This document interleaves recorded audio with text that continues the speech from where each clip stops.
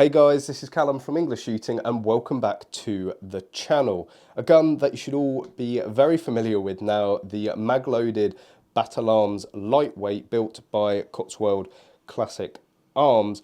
Connors and I have been using this gun for the previous competition season for both speed stills and IPSC mini rifle, and a lot of people are moving to the battle arms from other platforms, but there is also a trend of people moving away from the ever popular 1522 to a mil-spec full metal 2.2 converted rifle, and the go-to conversion kit is of course the CMMG kit, with there being a few differences and a few little things to learn if you're moving away from a 1522 or maybe another non-CMMG platform. I thought we'd get into it, do a bolt teardown just so you're familiar with it, and also fit a new firing pin. Of course, firing pins are consumable parts.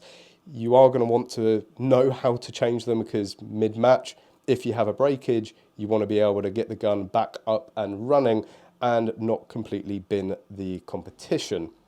So the first thing in doing anything to a gun is you want to make sure that it is cleared. Of course, we've got the Magload rail mount 2.2 breech flag there, so we know that the chamber is clear, and also a visual check, and then drop the bolt, push out the takedown pin, and then open the gun up. Now the CMMG conversion kit will just slide out of the gun. So this is the CMMG conversion kit. Looks like most other bolts, but a few things certainly different to the 1522 bolt, which is of course what I'm more familiar with. So to change the firing pin, as long as you don't have any other modifications or a bolt weight, you can change the firing pin as is, and I was so impressed with how quick and easy it is to change. The 1522 can be a bit of a pig. Perhaps I will do a video on that as well at some point, but you've got this little split pin there. All you need to do is pull that out. Now, if you've got nails, you might be lucky enough to be able to get grip of that with your nails, so potentially no tools required. But if you're changing the firing pin, you're going to have a new firing pin about, so you can even use that. So just slot it in to the split pin and pull that split pin out. And then the firing pin will just fall out. Now you can see that the spring has come with it. Sometimes it can get stuck in there. Of course, if you haven't cleaned your gun in a while, it might not be as free, so you can use a pick to be able to get in there and push it out. But that will most likely require, unless you've got a straight pick to go in there, may require you to strip down the bolt even further. So I'll show you how you do that now. Now to get it open, pull back the bolt there, and then you want to push these rails slightly apart while, and it's one of these jobs that you need like 5 pairs of hands, but you want to apply some pressure to move that rail apart, and then you want to rotate the front piece out, just like that. So I've got my finger underneath there, apply a little bit of pressure, open it up, and then rotate out. That will then allow the rest of the bolt to come out of the rails, spring as well. So that is completely stripped down. You can then clean it, do what you want to it. Of course, cleaning is part of your routine maintenance of any gun, although I'm guilty of not doing enough of it. So whilst we've got this out, let's fit the new firing pin to it. Just as a quick side note and interruption, if you enjoy watching this channel and find this video useful, please give it a big thumbs up and please consider subscribing for any future videos. It really does help the channel grow, reaching new people and getting new people into this sport. This isn't an original firing pin. This is actually the brand new Magload Relier pin. Connors has been very busy with the design, heavily tested by a number of top class shooters with some very specific geometry changes to increase the reliability of it, to prevent breakages, but also to increase compatibility with other triggers and other modifications that you may want to do with the gun. So you've got your new firing pin, you want to put your spring on there. With the Magload pin, you've got to just twist it anti-clockwise so it locks in there and it's got a bit of retention. When fitting the pin, you want to keep this groove here facing to the top of the bolt. So place it in with that groove and cut out facing up. And then what you want to see is a full circle, a full hole through the bolt. It might be very hard to see there on camera, but you can see the groove appear and allow a clear path through the whole bolt. So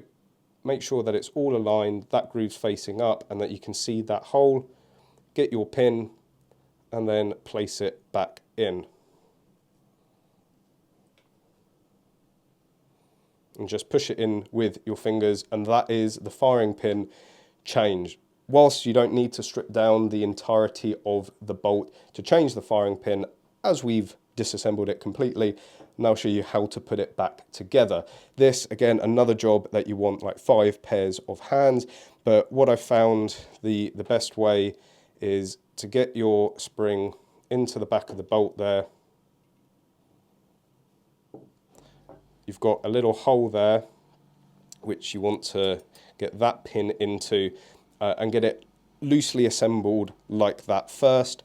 So once you've got everything in place, you've got the spring in the back there and also the pin there, make sure that that's flush and in place.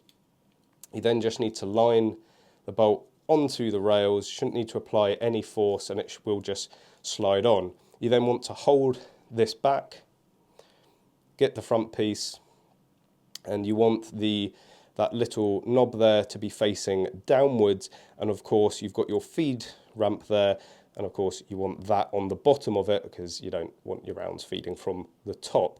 And what you do is you get one groove there, place it into one rail, and then just the reverse as before, you want to pull the rail away and rotate it. So again, it's out there, you just pull it away, rotate it in, and then it is fully reassembled and ready to go back into the gun. And of course, you can, if your old pin is broken, bin it.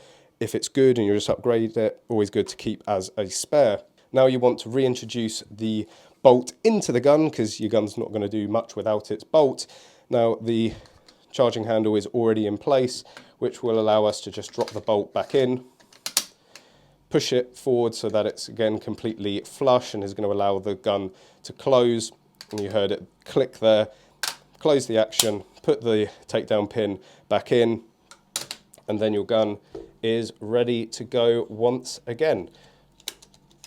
Of course, just being uber safe, just so anybody that comes to this gun in future knows that it's clear, know that it's safe, put the breech flag in there. So it's really, really simple.